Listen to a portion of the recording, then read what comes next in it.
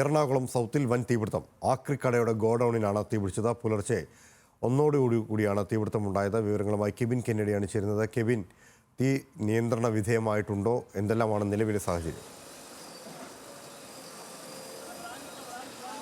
ലാൽകൃഷ്ണ, എറണാകുളം സൗത്തിൽ പാലത്തിന് അടിവശത്തായിട്ടുള്ള ആക്രിക്കടയിലെ ഗോഡൌണിലാണ് ഇത്തരത്തിൽ ഇന്ന് രാത്രി 1 മണിയോടുകൂടി തീപിടുത്തമുണ്ടായത്. മണിക്കൂറുകൾ നീണ്ട ശ്രമത്തിനൊടുവിൽ ഇപ്പോഴും അഗ്നിശമന സേന ഇവിടെ നിലകൊള്ളുന്നു. അതായത് ഇപ്പോൾ പേടിക്കത്തക്ക കാര്യങ്ങളൊന്നും തന്നെയില്ല. അതായത് ഇതിനകത്തുണ്ടായിരുന്ന ആക്രിക്കടയ്ക്കകത്തുണ്ടായിരുന്ന 9 തൊഴിലാളികളെ അടക്കം രക്ഷപ്പെടുത്തിയിരുന്നു. എന്നാൽ വലിയ രീതിയിലുള്ള തീപിടുത്തം ഉണ്ടായതിനെ തുടർന്ന് ഇത് സമീപ പ്രദേശത്തെ റോഡുകളിലേക്കും ആ ബിൽഡിങ്ങിന്റെ തന്നെ പുറകുവശത്തേക്കും വ്യാപിച്ചിരുന്നു. ഇപ്പോൾ അഗ്നിശമന ആ ബിൽഡിങ്ങിന്റെ പുറകുവശത്തെ ഭാഗം ഇടിച്ച് അകത്ത് കയറി എവിടെ നിന്നാണ് ഇത്തരത്തിൽ ഷോർട്ട് സർക്യൂട്ട് ഉണ്ടായത്? വലിയ രീതിയിലുള്ളൊരു തീപിടുത്തമാണ് ഉണ്ടായത്.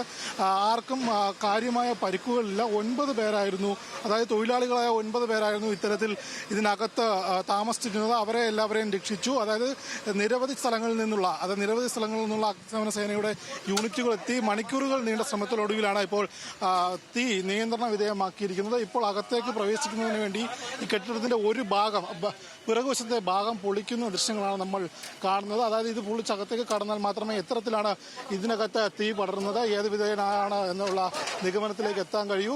ഇതിനകത്തുള്ള തൊഴിലാളികളെ എല്ലാം തന്നെ രക്ഷിച്ചിരിക്കുന്നു. അതായത് ഏതാണ്ട് 6-7 യൂണിറ്റ് അഗ്നിശമന സേനയുടെ വാഹനങ്ങൾ ഇവിടെ എത്തിയതിനു ശേഷമാണ് തീ വെള്ളമണച്ച് പൂർണ്ണമായി നിയന്ത്രണ വിധേയമാക്കാൻ സാധിച്ചത്. ഇപ്പോഴും അത്തരം പ്രവർത്തനങ്ങൾ തുടരുകയാണ്. നിലവിലിപ്പോൾ നാട്ടുകാരുൾപ്പെടെയുള്ളവർ ഇവിടെ എത്തിച്ചേർന്നിട്ടുണ്ട്. അതായത് ഇന്നലെ രാത്രി 1 മണിയോടുകൂടിയാണ് കൃത്യമായി ഈ സംഭവം നടക്കുന്നത്. രാവിലെയോടുകൂടിയാണ് ജനങ്ങൾ ഈ കാര്യങ്ങൾ അറിഞ്ഞത്. അതായത് രാത്രികാലമായതിനാൽ ആളപായം ഒന്നും തന്നെ ഇവിടെ ഇതുവരെയും റിപ്പോർട്ട് ചെയ്തിട്ടില്ല. അതിനകത്തുള്ളവർക്ക് സാരമായ പരിക്കുകൾ മാത്രമായിരുന്നു ഉണ്ടായിരുന്നത്. അവർ ഉറക്കത്തിലായിരുന്നു. അത്തരമൊരു സാഹചര്യത്തിൽ അവരെ അഗ്നിശമന സേന ഇതിനകത്തേക്ക് പൊളിച്ചിറക്കി ആണ് രക്ഷപ്പെടുത്തത്. ഇപ്പോൾ നമ്മൾ പൂർണ്ണമായിട്ടും കൺട്രോൾ ചെയ്യും. പൂർണ്ണമായിട്ട് ഫോം അടിച്ചിട്ടാണ് നമ്മളത് കട്ട് ഓഫ് ചെയ്യുന്നത്. അത് കഴിഞ്ഞിട്ട് നമ്മൾ എന്തായാലും ഫയർഫോഴ്സ് പോകുന്നുള്ളൂ. ഫയർഫോഴ്സിൻ്റെ തന്നെ JCB വന്നിട്ടുണ്ട്. ഓപ്പറേറ്റേഴ്സും ഫയർഫോഴ്സിൻ്റെ ആൾക്കാർ തന്നെയാണ് ഇപ്പോൾ ചെയ്തുകൊണ്ടിരിക്കുന്നത്. അതെ, നമ്മൾ സാധാരണ ഇത്തരം സ്ക്രാപ്പ് പോലെയുള്ള നമ്മൾ നിർദ്ദേശം കൊടുക്കാറുണ്ട്. വെന്റിലേഷൻ നിർബന്ധമായിട്ട് കൊടുക്കണമെന്ന് പറയുന്നുണ്ട്. പലപ്പോഴും സംഭവിക്കാറില്ല. അതാണ് തീർച്ചയായും. തൊട്ടടുത്ത് തന്നെ നമുക്കറിയാം 2 അപ്പാർട്ട്മെന്റ്, അറിയാമല്ലോ, 2 ലോഡ്ജിലുണ്ട്. ലോഡ്ജിൽ 10ഓളം ഫാമിലീസ് ഉണ്ടായിരുന്നു. അപ്പോൾ അവരെ നമ്മൾ ആ സ്പോട്ടിൽ തന്നെ ഇവാക്യുവേറ്റ് ചെയ്തിട്ടുണ്ട്. പിന്നെ തൊട്ട് ഫ്രണ്ടിൽ തന്നെ വർക്ക്ഷോപ്പുണ്ട്. വർക്ക്ഷോപ്പിൽ 6ഓളം ജീവനക്കാർ, എനിക്ക് നോർത്ത് ഇന്ത്യൻസ് ആണ്. അപ്പോൾ അവരെ നമ്മൾ ആ സ്പോട്ടിൽ തന്നെ ഇവാക്യുവേറ്റ് ചെയ്തിട്ടുണ്ട്. ഇതിപ്പോൾ നമ്മളൊരു അരമണിക്കൂറിനകത്ത് തന്നെ ഇതിപ്പം കൺട്രോൾ ചെയ്യും. അരമണിക്കൂറിനകത്ത് തന്നെ ഇതിപ്പം ഈ പൂർണ്ണമായിട്ട് സ്ക്രാപ്പെല്ലാം മാറ്റി കഴിഞ്ഞാൽ നമ്മൾ എങ്ങനെയാണ് തീ പടർന്നത്? അത് ഇതിന്റെ ബാക്ക് സൈഡിൽ നിന്നാണ് ഫയർ വന്നത്. അപ്പോൾ അവിടെ ഇലക്ട്രിക് സ്പാർക്ക് വന്നിട്ട് നമ്മുടെ ട്രാൻസ്ഫോമർ ഉണ്ട്, ട്രാൻസ്ഫോമറിന്റെ ഭാഗത്തേക്ക് സ്പാർക്ക് വന്നു. അപ്പോൾ അതായിരുന്നു നമ്മൾ ഇനിഷ്യൽ സ്റ്റേജിൽ നമുക്കൊരു ടാസ്ക് ആയിട്ട് വന്നത്. അകത്തേക്ക് കയറാനുള്ളൊരു ബുദ്ധിമുട്ടുണ്ടായി. അപ്പം KCB അറിയിച്ചുകൊണ്ട് അത് കട്ട് ചെയ്തിട്ടാണ് നമ്മൾ അകത്തേക്ക് കയറിയത്. ഒരു 10 മിനിറ്റ് അങ്ങനെ ഡിലേ വന്നിട്ടുണ്ടായിരുന്നു. തീർച്ചയായും ഇവിടെ പരിക്കൊന്നും കാഷ്വാലിറ്റി ഒന്നുമില്ല, നിലവിലില്ല. ഇല്ല. ആ ഇനിഷ്യൽ സ്റ്റേജിൽ നമ്മൾ അവരെല്ലാം എവാക്യുവേറ്റ് ചെയ്തു. അതുകൊണ്ട് കാഷ്വാലിറ്റി ഒന്നുമില്ല. അതായത് ലാൽകൃഷ്ണ, അതായത് പറയുന്നത്, അതായത് നിരവധി അഗ്നിശമന യൂണിറ്റുകൾ എത്തിയതിനു ശേഷം ഈ റോഡിലേക്കും സമീപത്തെ ഫ്ളാറ്റിലേക്കും പടർന്ന തീ അണച്ചതിനു ശേഷം അവിടെയുള്ള കുടുംബങ്ങളെ ഉൾപ്പെടെ 10ഓളം കുടുംബങ്ങൾ ഉണ്ടായിരുന്നു. അവരെല്ലാം തന്നെ ഈ ഫയർഫോഴ്സ് യൂണിറ്റുകൾ രക്ഷപ്പെടുത്തി. ഇതുവരെയും ആർക്കും പരിക്കുള്ളതായി റിപ്പോർട്ട് ചെയ്യുന്നില്ല. അതായത് കൃത്യമായ രീതിയിൽ ഇപ്പോഴും എങ്ങനെയാണ് തീ പടർന്ന സാഹചര്യം കണ്ടെത്താനായിട്ടില്ല. ഈ നമ്മളിപ്പോൾ കാണുന്നതിന്റെ പിറകുവശത്തായിട്ടാണ് ആദ്യമായി തീ വന്നത്. അതിനുശേഷം അടുത്തുള്ള ബിൽഡിങ്ങിലേക്കും തൊട്ടരികിലുള്ള റോഡിലേക്കും പടരുകയായിരുന്നു. അത്തരമൊരു സാഹചര്യത്തിൽ ഇപ്പോൾ പുറകുവശത്തൂടെ JCB ഉപയോഗിച്ചുകൊണ്ട് പൊളിച്ചതിന് ശേഷം അകത്തേക്ക് പ്രവേശിച്ചാൽ മാത്രമേ എങ്ങനെയാണ് തീ പടർന്നത് എന്ന നിഗമനത്തിലെത്താൻ കഴിയൂ. അതായത് വൈദ്യുതി ഉൾപ്പെടെയുള്ളവ വിച്ഛേദിച്ചിട്ടാണ് ഇത്തരത്തിൽ അകത്തേക്ക് കയറാൻ സാധിക്കുകയുള്ളൂ. അത് KSEBയുടെ സഹായം തേടിയിരുന്നു. KSEB ഇപ്പോൾ വൈദ്യുതി എല്ലാം വിച്ഛേദിച്ചതിന് ശേഷമാണ് ഇപ്പോൾ വെള്ളം ഉപയോഗിച്ച് ധാരാളമായി പുക ഉയരുന്നുണ്ട്. അത്തരമൊരു സാഹചര്യം ചെറിയ സ്പാർക്കുകൾ എവിടെയെങ്കിലും ഉണ്ടെങ്കിൽ അത്തരത്തിൽ അത് അണച്ചുകൊണ്ട് മുന്നോട്ട് കയറാനുള്ള സാഹചര്യമാണ് ഇപ്പോൾ ഉണ്ടാകുന്നത്. ഇന്നലെ 1 മണിയോടുകൂടി ഉണ്ടായ തീപിടുത്തത്തിൽ ആളപായം ഒന്നും തന്നെ ഇതുവരെ റിപ്പോർട്ടില്ല. കൃത്യമായി പറഞ്ഞാൽ 9 തൊഴിലാളികളടക്കം ഇതിനകത്ത് താമസിച്ചിട്ടുണ്ടായിരുന്നു. അത്തരമൊരു സാഹചര്യത്തിൽ അവരെ എല്ലാവരെയും രക്ഷിക്കാനായെന്നാണ് ഈ സാഹചര്യത്തിൽ അറിയാൻ കഴിയുന്നത്.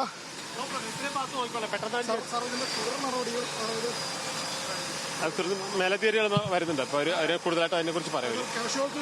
ഇല്ല, കാഷ്വാലിറ്റി ഇല്ല. പിന്നെ നമുക്ക് നമ്മളുടെ വർക്ക് ചെയ്തവർക്ക് ചെറിയ ചെറിയ ഇഞ്ചുറീസ് അത് മാത്രമേ ഉള്ളൂ. ഓ ശരി. നിലവിൽ ഇപ്പോൾ ഒരു 20-നടുത്ത് യൂണിറ്റുകളുണ്ട്. അപ്പോൾ ഒരു 12ഓളം നിലയങ്ങളിൽ നിന്നുള്ള എറണാകുളത്തുള്ള 12ഓളം നിലയങ്ങളുള്ള യൂണിറ്റ്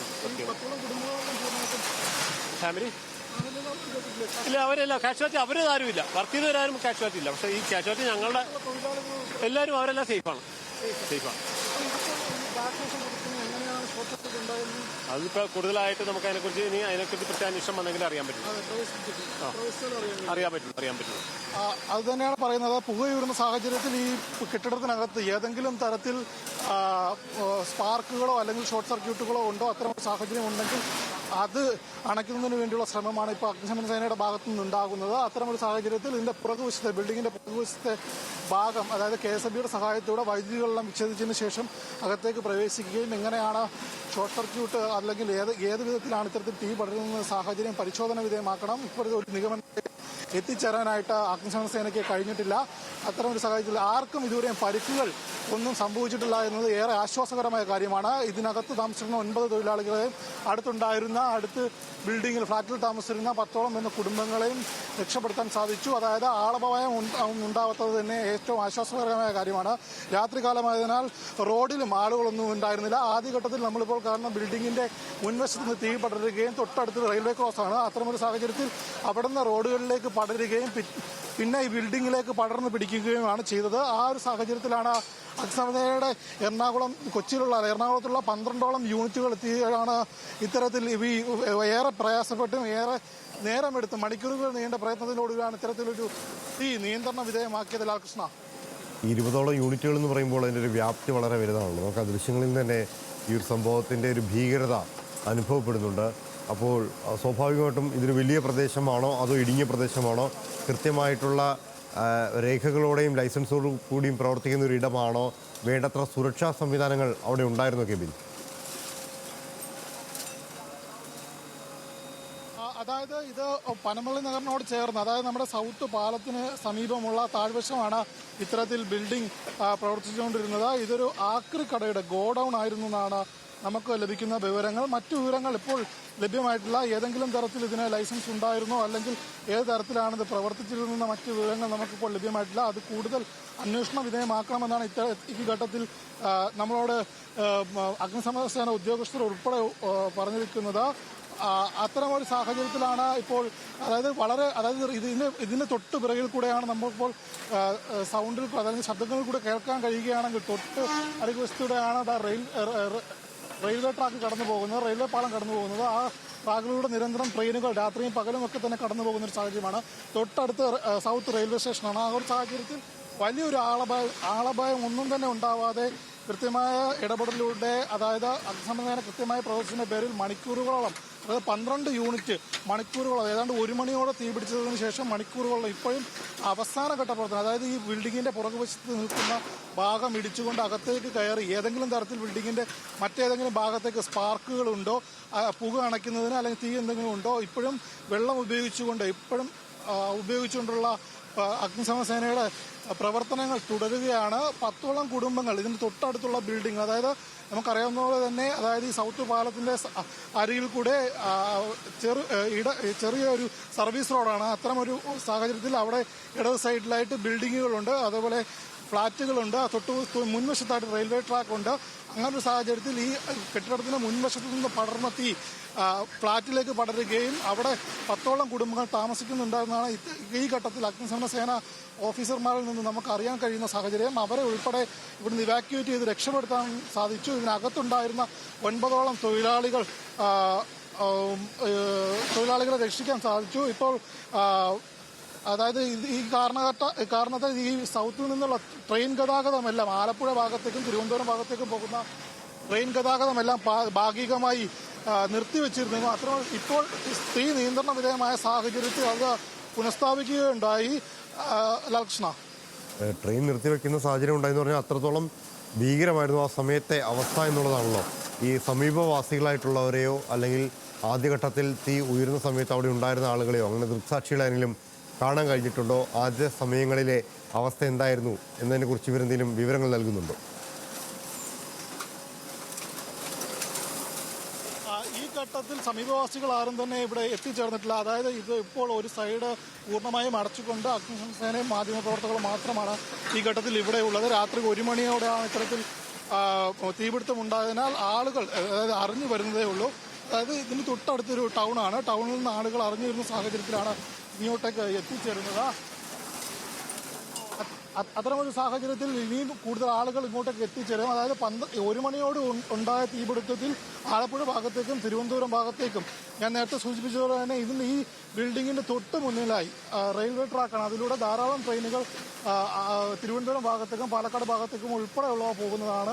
ആ സാഹചര്യത്തിൽ തീപിടുത്തം 1 മണിയോടെ ഉണ്ടായ തീപിടുത്തത്തിന് ശേഷം കൃത്യമായി ട്രെയിനുകളെല്ലാം ഭാഗികമായി നിർത്തിവെച്ചിരിക്കുകയാണ്. ഇപ്പോൾ തീ നിയന്ത്രണ വിധേയമായെന്ന സാഹചര്യത്തിലാണ് ഇത്തരത്തിൽ ട്രെയിനുകൾ വീണ്ടും സർവീസ് ആരംഭിച്ചിരിക്കുന്നത്. ഇപ്പോൾ പുറകുവശത്തെ ബിൽഡിങ്ങിന്റെ കെട്ടിടത്തിന്റെ പകുതി ഭാഗം ഇടിച്ച് അകത്തേക്ക് കയറാൻ, അതായത് അകത്തേക്ക് ഏതെങ്കിലും തരത്തിൽ വേറെ എന്തെങ്കിലും തരത്തിലുള്ള സ്പാർക്കുകളോ മറ്റോ ഈ ബിൽഡിങ്ങിനകത്തേക്ക് ഉണ്ടോ എന്നറിയാൻ വേണ്ടി അഗ്നിശമനസേന പ്രവർത്തനം നടത്തിക്കൊണ്ടിരിക്കുകയാണ്. അതായത് ഈ പൂർണ്ണമായിട്ടും പുക അണയ്ക്കാനുള്ളൊരു പ്രവർത്തനങ്ങളാണ് ഇപ്പോൾ നടത്തിക്കൊണ്ടിരിക്കുന്നത്. JCB ഉപയോഗിച്ച് ഇതിന്റെ ഒരു ഭാഗം പൂർണ്ണമായും പൊളിച്ച് അകത്തേക്ക് കടക്കാനുള്ള ശ്രമം നടത്തിക്കൊണ്ടിരിക്കുകയാണ്. മറ്റൊരു കാര്യം സൂചിപ്പിക്കാനുള്ളത്, അതേപോലെ ഇത് റോഡ് വശത്ത് രാത്രികാലമായതിനാൽ റോഡ് വശത്ത് മറ്റ് ആളുകൾ ആരും തന്നെ ഇല്ലാത്തതിനാൽ, അതായത് സ്ഥിരമായി വാഹനങ്ങൾ സൗത്ത് പാലത്തിനടിയിലൂടെ പനമ്പള്ളി നഗറിലേക്കും അതേപോലെ കടവന്തറയിലേക്കും അതേപോലെ മറൈൻ ഡ്രൈവിലേക്കും പോകുന്നൊരു സാഹചര്യമുണ്ട്. രാത്രികാലമായതിനാൽ ജനത്തിരക്കും അതേപോലെ തന്നെ വാഹനങ്ങളുടെ കുറവും വലിയൊരു ആളപായമില്ലാതെ രക്ഷപ്പെട്ടു എന്നാണ് ഈ സാഹചര്യത്തിൽ സൂചിപ്പിക്കാനുള്ളത്. അതായത് ഇവിടെ ഉണ്ടായിരുന്ന എല്ലാവരെയും തന്നെ, ഈ ബിൽഡിങ്ങിനകത്ത് ഉണ്ടായിരുന്നവരെയും തൊട്ടടുത്ത ബിൽഡിങ്ങുകളിൽ ഉണ്ടായിരുന്നവരെയും എല്ലാവരെയും തന്നെ കൃത്യമായ രീതിയിൽ രക്ഷിക്കാൻ അഗ്നിശമന സേനയ്ക്ക് സാധിച്ചു. സ്വാഭാവികമായിട്ട് ഇതേ സമാനമായ സമയത്ത് തന്നെ നെടുമ്പാശ്ശേരിയിൽ മറ്റൊരു തീപിടുത്തം ഉണ്ടായിട്ടുണ്ടല്ലോ. അതും വലിയ തോതിലുള്ളൊരു തീപിടുത്തമാണ് എന്നുള്ളതാണ് മനസ്സിലാക്കുന്നത്. അതിന്റെ വിവരങ്ങൾ ലഭ്യമായിട്ടുണ്ടോ കെബിൻ? ലാൽകൃഷ്ണ, നെടുമ്പാശ്ശേരിയിൽ രാത്രി 12 മണിയോടെയാണ് വിമാനത്താവളത്തിന് സമീപമുള്ള ആപ്പിൾ റെസിഡൻസിയിലാണ് അഗ്നിബാധ ഉണ്ടായത്. കാർ പാർക്കിംഗ് ഏരിയയിലാണ് ആദ്യഘട്ടത്തിൽ തീ ഉയർന്നത്. ആ സാഹചര്യത്തിൽ ഒരു കാർ പൂർണ്ണമായും 3 കാറുകളും അവിടെ പാർക്ക് ചെയ്തിരുന്ന മറ്റു ബൈക്കുകളും കത്തിനശിച്ചു. അതായത് 103 മുറികളുള്ളൊരു റെസിഡൻസിയാണ് ഈ വിമാനത്താവളത്തിനടുത്തുള്ള ആപ്പിൾ റെസിഡൻസി എന്ന് പറയുന്നത്. അത്തരമൊരു സാഹചര്യത്തിൽ ഒരു മുറിയിൽ കുടുങ്ങിക്കിടന്നിരുന്ന, അതായത് പെൺകുട്ടിയെ ഹോട്ടൽ അതായത് ഇതേപോലെ തന്നെ വൈദ്യുതി പൂർണ്ണമായി വിച്ഛേദിച്ചതിനു ശേഷം ഫോണി ഉപയോഗിച്ച് അഗ്നിശമന സേന രക്ഷിക്കുകയുണ്ടായി. അവിടെ ആർക്കും നിലവിൽ പരിക്കുകളില്ല എന്നാണ് ഇപ്പോൾ അറിയാൻ കഴിയുന്ന വിവരം. ഈ ഹോട്ടലിനകത്തുള്ള മറ്റ് AC-യുടെയും മറ്റ് വയറുകളും ഇലക്ട്രോണിക് സാമഗ്രികളും എല്ലാം കത്തി നശിച്ചു എന്നാണ് ഇപ്പോൾ നമുക്ക് ലഭിക്കുന്ന വിവരം. അവിടെയും സാരമായ പരിക്കുകളോ അല്ലെങ്കിൽ മറ്റേതെങ്കിലും കാഷ്വാലിറ്റികളോ ഇല്ലാന്നുള്ള സാഹചര്യം ഇത്തരത്തിൽ ഇപ്പോൾ പുറത്തു വരുന്നുണ്ട്. ലാൽകൃഷ്ണ, മറ്റൊരു കാര്യം, സമാനമായി രണ്ട് രീതിയിലുള്ള തീപിടുത്തങ്ങളാണ് ഇന്നലെ രാത്രി കൊച്ചിയിലുണ്ടായത്. ഒന്ന് ഈ പനമ്പള്ളി നഗറിൽ, അതേപോലെ തന്നെ നെടുമ്പാശ്ശേരിയിലും. അതിൽ ഏറ്റവും തീവ്രതയേറിയതെന്ന് പറയുന്നത് ഇപ്പോൾ നിൽക്കുന്ന സൗത്ത് പാലത്തിന് അടിയിലായിട്ടുണ്ടായ ആക്രിക്കടവ് ഗോഡൌണിലുണ്ടായ തീപിടുത്തമാണ്. അത് ഒരു സൈഡിൽ നിന്ന് ആരംഭിച്ച് അത് വ്യാപിച്ച് മറ്റുള്ള ബിൽഡിങ്ങിലേക്കും വ്യാപിച്ചിരിക്കുന്നു. അത്തരമൊരു സാഹചര്യം മറ്റൊന്നും സമാനമായ രീതിയിലല്ലെങ്കിലും ചെറിയ പാർക്കിങ്ങിലുണ്ടായ തീപിടുത്തം ഷോർട്ട് സർക്യൂട്ടിലെ മുറികളിലൂടെ വ്യാപിക്കുക ആയിരുന്നു. അത്തരമൊരു സാഹചര്യത്തിലാണ് മുറിയിലുള്ള പെൺകുട്ടി ഉൾപ്പെടെ അഗ്നിശമന സേന എത്തി രക്ഷിക്കാൻ സാധിച്ചത്. ഇവിടെ 9ഓളം തൊഴിലാളികൾ ഇതിനകത്ത് കുടുങ്ങിക്കിടന്നിരുന്നു. അവർ രാത്രി ആയതിനാൽ ഉറക്കമായിരുന്നു. അത്തരമൊരു സാഹചര്യത്തിലാണ് അവരെ രക്ഷിക്കാനായത്. ഇപ്പോൾ അതായത് കാഷ്വാലിറ്റികൾ, അതായത് ആർക്കും പരിക്കുകളില്ലെന്ന് അഗ്നിശമന ചുമതലയുള്ള ഓഫീസർ നമ്മളോട് കുറച്ച് നേരത്തെ തന്നെ ബോധ്യമാക്കിയിരുന്നു. ഇതിന് തൊട്ടുപിറകിലായിട്ടുള്ള ബിൽഡിങ്ങിൽ 10ഓളം കുടുംബങ്ങൾ താമസിച്ചിരുന്നു. അവരെ എല്ലാവരെയും തന്നെ രക്ഷപ്പെടുത്താൻ സാധിച്ചു. അത്തരമൊരു സാഹചര്യത്തിൽ ഇനിയിപ്പോൾ ഇതിനകത്തു നിന്ന് എങ്ങനെയാണ് ഇത് തീപിടുത്തം ഉണ്ടായത്, അത്തരമൊരു സാഹചര്യം നമുക്ക് ദൃശ്യങ്ങൾ കാണാൻ കഴിയുന്നതുപോലെ തന്നെ ഇപ്പോൾ പുറകുവശത്തെ ആക്രി കൂമ്പാരങ്ങളിൽ നിന്നും പുകയുരുന്ന ദൃശ്യമാണ് കാണാൻ കഴിയുന്നത്. അത് തീ അണച്ചതിന് ശേഷം ഇപ്പോൾ നമുക്ക് കാണാൻ കഴിയും ചെറിയ രീതിയിലുള്ള തീയുടെ ചെറിയ സ്പാർക്കുകൾ ഇപ്പോഴും നിലവിൽ അതിനകത്തുണ്ട്. അത് അണച്ചുകൊണ്ട് ഇതിനകത്തേക്ക് കയറാനുള്ള ശ്രമം JCB ഉപയോഗിച്ച് ഇതിന്റെ പുറകിലുണ്ടായിരുന്ന ഈ വേസ്റ്റുകളെല്ലാം തന്നെ മാറ്റിക്കൊണ്ട് ഇതിനകത്തേക്ക് കയറാനുള്ള ശ്രമമാണ് ഇപ്പോൾ നിലവിൽ അഗ്നിശമന സേന ഇവിടെ നടത്തിക്കൊണ്ടിരിക്കുന്നത്. ഏറെ ശ്രമപ്പെട്ട പണിയായിരുന്നു. അതായത് 1 മണിയോടെ നടന്ന തീപിടുത്തത്തിൽ എറണാകുളം ജില്ലയിലെ 12ഓളം അഗ്നിശമന യൂണിറ്റുകൾ ഇവിടെ എത്തിച്ചേർന്നിട്ട് മണിക്കൂറുകൾ നീണ്ട ശ്രമത്തിലൊടുവിലാണ് ഇത്തരത്തിൽ തീ നിയന്ത്രണ വിധേയമാക്കിയിരിക്കുന്നത്. ഇപ്പോഴും അകത്തേക്ക് പ്രവേശിച്ച് ഏത് തരത്തിലാണ് ഷോർട്ട് സർക്യൂട്ടോ ഏത് നിഗമനത്തിലേക്ക് എത്താൻ കഴിയണം, അതിൽ അന്വേഷണം വേണം. കൃത്യമായി ഈ ബിൽഡിങ്ങിന് ലൈസൻസ് ഉണ്ടോ എന്നുള്ള കാര്യം പരിശോധിക്കണം. അത്തരമൊരു സാഹചര്യത്തിൽ ഇപ്പോൾ അതിനകത്ത് പുറകുവശത്തായിട്ട് കൂട്ടിയിട്ടിരുന്ന ആക്രികൾ മാറ്റിക്കൊണ്ട് അതിനകത്തേക്ക് കയറാനുള്ള ശ്രമം ഫയർഫോഴ്സ് ഉദ്യോഗസ്ഥർ വെള്ളമണച്ചുകൊണ്ട് ചെറിയ ചെറിയ സ്പാർക്കുകളെല്ലാം തന്നെ അണച്ച് നമുക്ക് ദൃശ്യങ്ങൾ കാണാൻ. ആ തീപിടുത്തത്തിന്റെ വ്യാപ്തി എത്രത്തോളമാണെന്ന്, ഉയരുന്ന പുകയുടെ വ്യാപ്തി എത്രത്തോളമാണെന്ന്, അതായത് മണിക്കൂറുകൾ നീണ്ട് തീ അണച്ചിട്ടും ഇപ്പോൾ പുക ആകാശത്തേക്ക് ഉയർന്നു പോകുന്നൊരു സാഹചര്യം. ഇപ്പോൾ അവിടെ നിന്നുള്ള ബാക്കിൽ കൂട്ടിയിട്ടിരുന്ന ആക്രി സാധനങ്ങളെല്ലാം മാറ്റിക്കൊണ്ട് തന്നെ ഒരു സൈഡ് പൊളിച്ചുകൊണ്ട് അകത്തേക്ക് കയറാൻ ഉള്ള ശ്രമം. അതായത് അകത്ത് എവിടെയെങ്കിലും തീ പടർന്നിട്ടുണ്ടോ അത് തീ അടക്കണം. അത്തരത്തിലൊരു സാഹചര്യത്തിൽ ഇപ്പോഴും 2 യൂണിറ്റുകൾ സജീവമായി നിന്ന് ഇവിടെ നിന്ന് വെള്ളം ബിൽഡിങ്ങിനകത്തേക്ക് ഒഴിച്ചുകൊണ്ട് അല്ലെങ്കിൽ പമ്പ് ചെയ്തുകൊണ്ട് അത്തരമൊരു സാഹചര്യത്തിൽ ഇതിനകത്തേക്ക് കയറാനുള്ള ശ്രമം പൂർണ്ണമായും തുടരുകയാണ്. നിലവിൽ നമുക്ക് കാണാം JCB ഏറെ കഷ്ടപ്പെട്ടു. അതായത് ഒരുപാട് വേസ്റ്റ് കൂമ്പാരങ്ങൾ, അതായത് ആക്രിയുടെ ഗോഡൌണാണ്, വേസ്റ്റ് കൂമ്പാരങ്ങൾ ഉൾപ്പെടെയുള്ളവ ഇവിടെ കൂട്ടിയിട്ടിരുന്നു. അതിൽ പ്ലാസ്റ്റിക് ഉണ്ട്, മറ്റ് മെറ്റീരിയലുകളും ഉണ്ട്. അതിൽ നിന്നെല്ലാം ഇങ്ങനെ ഈ തീ പടർന്നതും ഭാഗമായി നീറി എവിടെയെങ്കിലും തരത്തിൽ ചെറിയ ചെറിയ സ്പാർക്കുകൾ ഉണ്ടാകുന്നുണ്ട്. പോക്ക നമുക്കറിയാം, ഇത്രയും പ്ലാസ്റ്റിക്കുകൾ ഒരുമിച്ച് കത്തുകയാണ്. അത് അണയ്ക്കാനുള്ള ശ്രമത്തിലാണ്. ഇപ്പോൾ JCB ഏകദേശം ആ ബിൽഡിങ്ങിന്റെ അകത്തേക്ക് കയറുന്ന ദൃശ്യങ്ങളാണ് നമ്മൾ ഇപ്പോൾ കണ്ടുകൊണ്ടിരിക്കുന്നത്.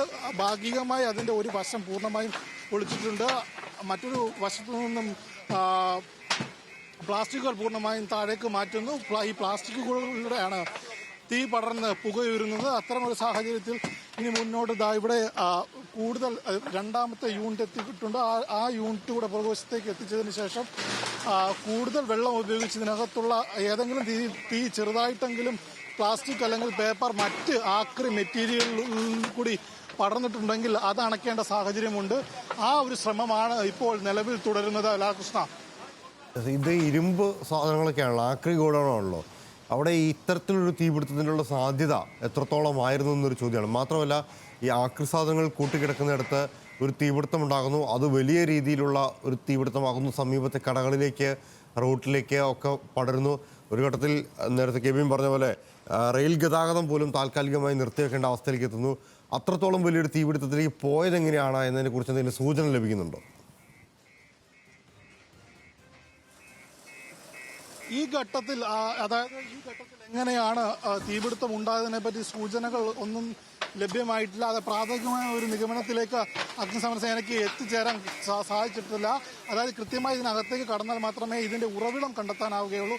ആ ഒരു സാഹചര്യത്തിലാണ് എവിടെ നിന്നാണ് ഇത് ഷോർട്ട് സർക്യൂട്ടാണോ അല്ലെങ്കിൽ മറ്റേതെങ്കിലും വിധത്തിൽ, അതല്ലെങ്കിൽ വിളക്കുകളിൽ നിന്നോ അല്ലെങ്കിൽ രാത്രിയിൽ മെഴുകുതിരിൽ നിന്നോ ഏത് സാഹചര്യത്തിലാണ് ഇത്തരത്തിൽ തീ പടർന്നതെന്ന് കണ്ടെത്താൻ സാധിക്കൂ. ഇപ്പോൾ ഇതിനകത്തേക്ക് പ്രവേശിച്ചാൽ മാത്രമേ അറിയൂ. നമുക്കിപ്പോൾ ദൃശ്യങ്ങൾ കാണാൻ അവിടെ ഒരു വാതിൽ കാണുന്നുണ്ട്. ആ വാതിലിനകത്തൂടെ അകത്തേക്ക് കടക്കാനുള്ള ശ്രമമായിരിക്കും ഇപ്പോൾ അഗ്നിശമന സേനാംഗങ്ങൾ ശ്രമിക്കുന്നത്. ഇപ്പോഴും ഉയരുന്ന പുക, അത് ഇനിയിപ്പോൾ ഇത് ഗോഡൌൺ കൃത്യമായി ലൈസൻസോട് കൂടിയാണ് പ്രവർത്തിച്ചിരുന്നത്. കാണുന്നത് പോലെ തന്നെ ഇപ്പോൾ JCB ഉപയോഗിച്ചുകൊണ്ടത് പൂർണ്ണമായിട്ടും ഈ ആക്രിക്കട തകർത്ത് മുന്നേറാനാണ് ഫയർഫോഴ്സ് ശ്രമിച്ചുകൊണ്ടിരിക്കുന്നത്. അങ്ങനെ തകർത്താൽ മാത്രമേ ഇതിനകത്ത് ഏതെങ്കിലും തരത്തിലുള്ള വയറിങ്ങോ മറ്റ് സംവിധാനങ്ങളോ ഉണ്ടെങ്കിൽ അത് കണ്ടെത്താൻ കഴിയുകയുള്ളൂ. എന്തായാലും ഫയർഫോഴ്സ് ഉദ്യോഗസ്ഥർ ശക്തമായി തന്നെ അവരുടെ സേവനം നടത്തിക്കൊണ്ടിരിക്കുന്നു. നമുക്കറിയാവുന്ന പോലെ തന്നെ 20ഓളം യൂണിറ്റുകൾ അവർ പുലർച്ചെ 1 മണിയോടുകൂടി തുടങ്ങിയ പ്രവർത്തനമാണ്. ഇപ്പോഴും അത് തുടർന്നുകൊണ്ടിരിക്കുന്നു എന്നുള്ളതാണ്. എന്തായാലും സാറ്, എങ്ങനെയാണ് സാറ് ഈ പറയുന്നത് പോലെ തന്നെ എന്തുകൊണ്ടായിരിക്കും ഈ ആക്രിക്കട തകർത്ത് കയറുന്നത്? തകർക്കേണ്ട സാഹചര്യം വരുന്നത് നമുക്കറിയാം. റീഇഗ്നീഷൻ വരുന്നുണ്ട്. കാരണം സ്ക്രാപ്പ് കത്തിയെടുത്ത് വീണ്ടും വരാനുള്ള സാധ്യതയുണ്ട്. അപ്പോൾ അത് പൂർണ്ണമായിട്ടും മറിച്ചിട്ട് നമ്മൾ എന്ത് ചെയ്യുന്നുണ്ട്, ഫോം കൊടുത്തിട്ട് പൂർണ്ണമായിട്ട് പുട്ട് ഓഫ് ചെയ്യണം ഫയർ. അപ്പോൾ തന്നെ ഈ 12ഓളം ഗ്യാസ് സിലിണ്ടറുകൾ ഉണ്ടായിരുന്നു. ഗ്യാസ് സിലിണ്ടറുകൾ പൊട്ടിത്തെറിച്ചു. അത് ഫുൾ ചാർജിലല്ല. അതായത് അറിയാലോ, ചെറിയ എമൗണ്ട് ഗ്യാസ് ഉണ്ടാവും. അപ്പോൾ തന്നെ നമുക്കറിയാം ഇത് ബ്ലവി ഉണ്ടായി പൊട്ടാനുള്ള സാധനം ഉണ്ടാവണം. അപ്പോൾ അത്തരത്തിലുള്ള ചെറിയ ചെറിയ ബ്ലാസ്റ്റാണ് ഉണ്ടായിട്ടുള്ളത്, വലിയ ബ്ലാസ്റ്റുകളല്ല. ഈ സമയത്തും തീ അകത്തുണ്ടോ എന്ന് നമുക്ക് പൂർണ്ണമായിട്ട് പറയാൻ കഴിയില്ലല്ലേ? തീ എന്ന് വെച്ചാൽ നമുക്ക് റീഇഗ്നീഷൻ ആണ്. അപ്പോൾ തീ പൂർണ്ണമായിട്ട് നമ്മൾ കെടുത്തിട്ടുണ്ട്. അപ്പോൾ ഇനി കെട്ട ഭാഗത്ത് ഫോമിംഗ് ആണോ നടത്തിയത്?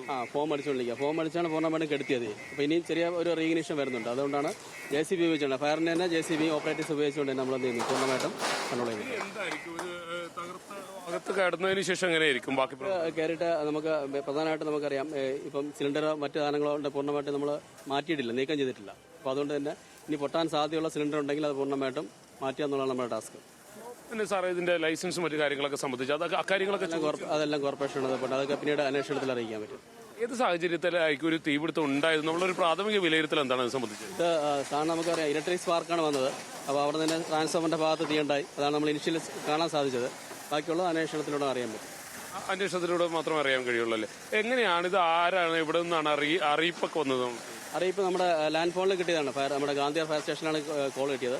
2:10 കോൾ വന്നിരിക്കുന്നത്. 2 മണിക്ക് തന്നെ എനിക്ക് തോന്നുന്നു ഫയർ ഉണ്ടായിട്ടുണ്ട്. കൃത്യമായ ഒരു ഇടപെടൽ നമുക്ക് നടത്താൻ കഴിഞ്ഞതുകൊണ്ടാണ്. തീർച്ചയായും അതുകൊണ്ട് തന്നെ നമുക്ക് വലിയൊരു സേവിംഗ് ആണ്, ലൈഫ് സേവിംഗ് ആണ് നടത്താൻ പറ്റിയത്. തൊട്ടടുത്ത് തന്നെ 2 അപ്പാർട്ട്മെന്റിലുണ്ട്, അറിയാലോ, 2 ലോഡ്ജിലാണ്, 20ഓളം ഫാമിലീസ് ഉണ്ട്. തുടക്കം തന്നെ എന്താണ് ചെയ്തത്? ഇവിടുത്തെ ഉണ്ടായപ്പോൾ ഈ അപ്പാർട്ട്മെന്റിലെ ആളുകളെ ഒഴിപ്പിക്കുക എന്നുള്ള ഒരു എല്ലാവരും ജീവനക്കാരുണ്ടായിരുന്നു, 5-6ഓളം ജീവനക്കാരുണ്ടായിരുന്നു. അവർ നമ്മൾ പൂർണ്ണമായിട്ട് ഇവാക്യുവേറ്റ് ചെയ്തു. അപ്പാർട്ട്മെന്റിലെ ഒരു 10 ഫാമിലിയെ നമ്മൾ പൂർണ്ണമായിട്ട് മാറ്റിയിട്ടുണ്ടായിരുന്നു. അതിനുശേഷമാണ് നമ്മൾ ഫയർ ഫൈറ്റിംഗ് സ്റ്റാർട്ട് ചെയ്തത്. ഒരാൾക്ക് പോലും, അതായത് ഒരു കുടുംബത്തിന് പോലും ഒരു അപകടം ഉണ്ടായില്ല എന്നുള്ളതാണ്. പബ്ലിക് എല്ലാം സേഫാണ്, ആർക്കും ഒരു കാഷ്വാലിറ്റി ഇല്ല. ആളുകളെല്ലാം സേഫാണ്. അതെ. ഇതിനകത്ത് ആളുകൾ വല്ലതും ഉണ്ടോ? അങ്ങനെ അത്തരത്തിൽ അങ്ങനെ ഒരു സാഹചര്യം ഇല്ല. അത് നമ്മള് അല്ല, ജീവനക്കാരൊക്കെ താമസിച്ചിരുന്ന ഒരിടം കൂടിയാണ്. അത് തൊട്ട് മർസയിലാണ്. അവിടെ ഒരു വർക്ക്ഷോപ്പും അവിടെ ചെറിയൊരു താമസിക്കുന്നുള്ള വില്ല ഉണ്ടായിരുന്നു. അവിടെ നിന്ന് ആൾക്കാർ നമ്മൾ ഈ ഇവാക്യുവേറ്റ് ചെയ്ത ആൾക്കാരെ തന്നെ ചോദിച്ചിരുന്നു വേറെ ആരെങ്കിലും കാഷ്വാലിറ്റി ഉണ്ടെന്ന് ചോദിച്ചു. അപ്പം പൂർണ്ണമായിട്ട് ഒഴിവാക്കിയിട്ടുണ്ടെന്ന് പറഞ്ഞു. അത് തന്നെയാണ് എന്തായാലും മനസ്സിലാക്കാൻ കഴിയുമെന്ന് വെച്ച് നോക്കുകയാണെങ്കിൽ ലാല പൂർണ്ണമായിട്ടും ആളുകളെ ഒഴിവാക്കിയിരിക്കുന്നു എന്നുള്ളതാണ്. ഒപ്പം തന്നെ ഈ പറയുന്നത് പോലെ 12ഓളം യൂണിറ്റുകൾ ശക്തമായി ഇപ്പോഴും പ്രവർത്തിച്ചുകൊണ്ടിരിക്കുകയാണ്. പിന്നെ കോരിച്ചൊരിയുന്ന ഒരു മഴ കൂടിയുണ്ട്. സാറേ, ഈ മഴ പെയ്തത് ഗുണം ചെയ്തതല്ലേ?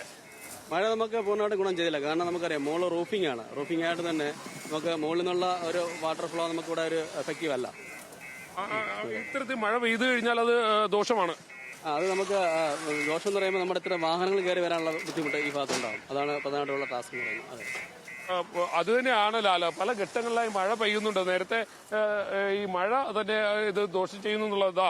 ഇവിടെ എല്ലാം ഇങ്ങനെ ചെളിഞ്ഞു കുത്തി കിടക്കുന്നത് കൊണ്ട് തന്നെ വാഹനങ്ങൾ കൂടുതലായി അകത്തേക്ക് കയറ്റാൻ കഴിയുന്നില്ല. എന്തായാലും തീ പൂർണ്ണമായും അണച്ചിരിക്കുന്നു എന്നുള്ളതാണ്. മറ്റൊന്ന്, ഈ നാട്ടുകാരുടെയും പ്രദേശവാസികളുടെയും എല്ലാം ഒരു ഇടപെടൽ കൂടി ഇവിടെ ഉണ്ടായിട്ടുണ്ട് എന്നുള്ളതാണ്. ചേട്ടാ, ഇവിടെ ഉള്ളതാണോ? അല്ലല്ലേ? സാറേ നമസ്കാരം. എങ്ങനെയായിരുന്നു സാറേ ഇവിടെ ഉണ്ടല്ലേ സാറേ? എങ്ങനെയായിരുന്നു? ഈ നാട്ടുകാർ തന്നെയാണ് ഇതൊക്കെ കാര്യങ്ങളൊക്കെ വിളിച്ചറിയിച്ചത്? എങ്ങനെയായിരുന്നു ഇത്? എങ്ങനെ അറിഞ്ഞത്? കാര്യങ്ങളൊക്കെ ആ നാട്ടുകാർ തന്നെയാണ് അറിയിച്ചത്? അവിടെ അടുത്തുള്ള താമസക്കാരാ. താമസക്കാർ തന്നെ കൺട്രോളിലേക്ക് വിളിച്ച് പറയുകയായിരുന്നു? കൺട്രോളിലേക്ക് എത്ര മണിയായിട്ടുണ്ടാവും സാർ ഒരു ഉദ്ദേശം?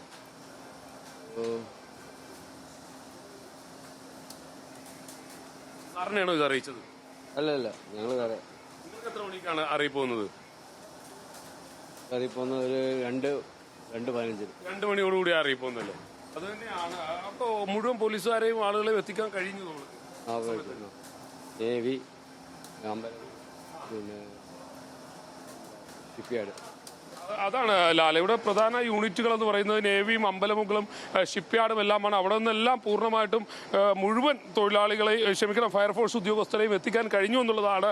ഈ കാണുന്നത് പോലെ തന്നെ കൂടുതൽ ഫയർഫോഴ്സ് ഉദ്യോഗസ്ഥർ ഒരു ഭാഗത്ത് ഈ പൊളിക്കുകയാണെങ്കിൽ മറ്റൊരു ഭാഗത്ത് ഫയർഫോഴ്സ് ഉദ്യോഗസ്ഥരുടെ കൂടുതൽ നാവികസേനയുടെ കൂടുതൽ യൂണിറ്റുകൾ ഈ എറണാകുളം സൗത്ത് പാലമാണ് ഈ കാണുന്നത്. സൗത്ത് പാലത്തിന്റെ തൊട്ട് താഴെയായി തന്നെയാണ്. ഈ സൗത്ത് പാലത്തിൽ മുകളിൽ മാത്രം കൂടുതൽ ഫയർഫോഴ്സ് യൂണിറ്റുകൾ ഇവിടെ ഉണ്ട് എന്നുള്ളതാണ്.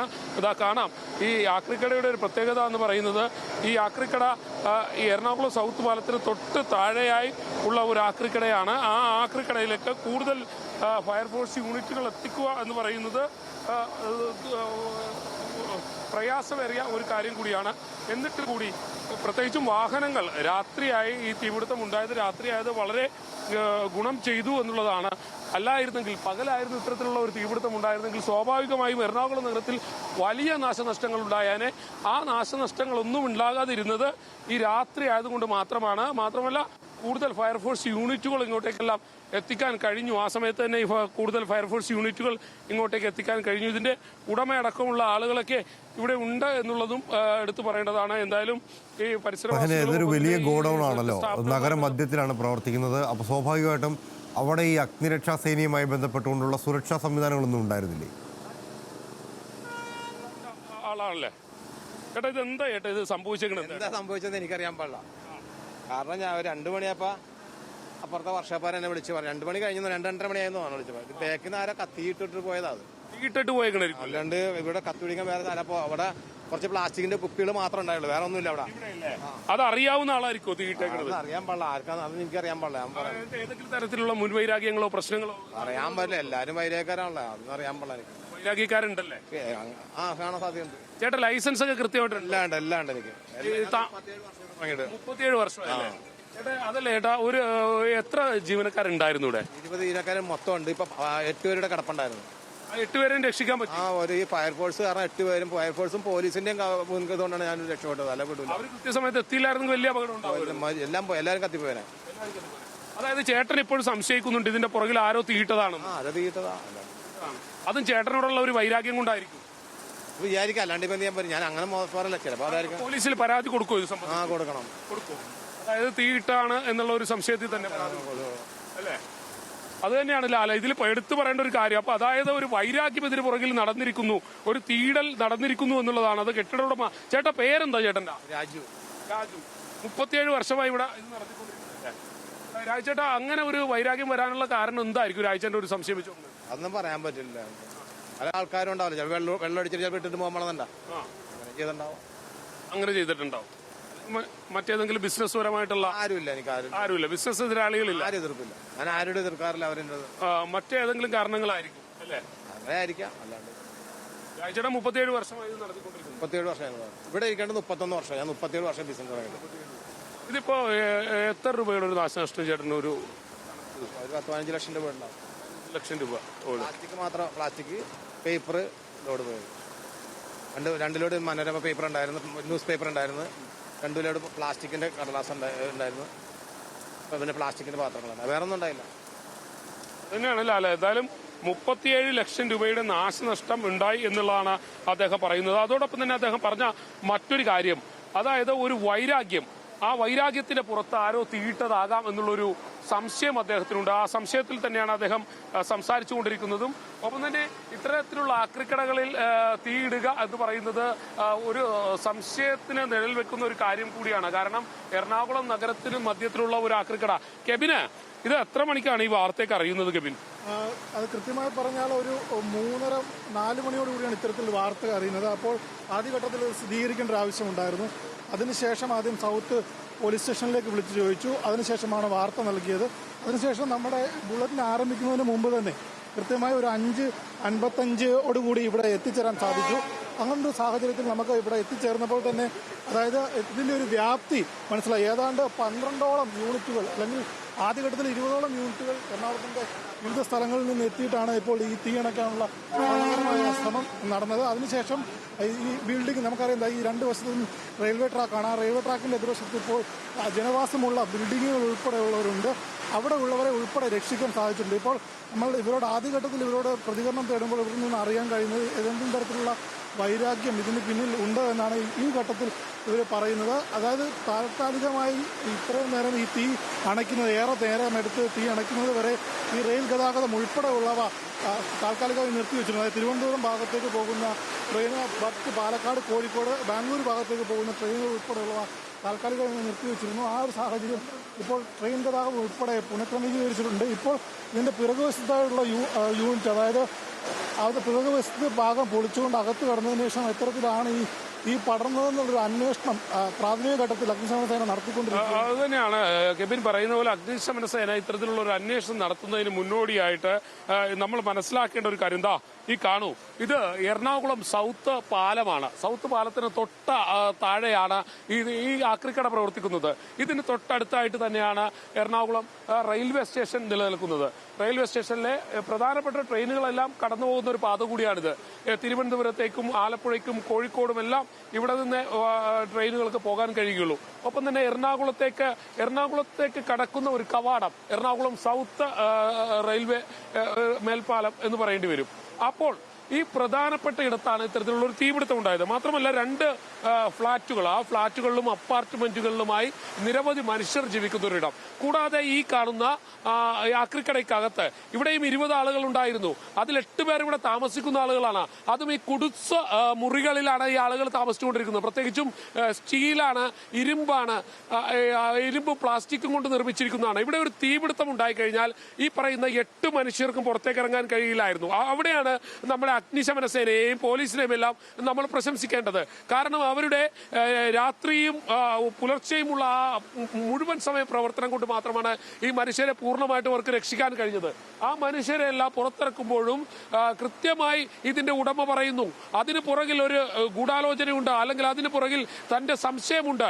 ഇത് ആരെങ്കിലും തീയിട്ടതാകാം, ഏതെങ്കിലും വൈരാഗ്യമുള്ള വ്യക്തികൾ തീയിട്ടതാകാം എന്നുള്ളൊരു സംശയം ഉടമ പ്രകടിപ്പിക്കുകയാണ്.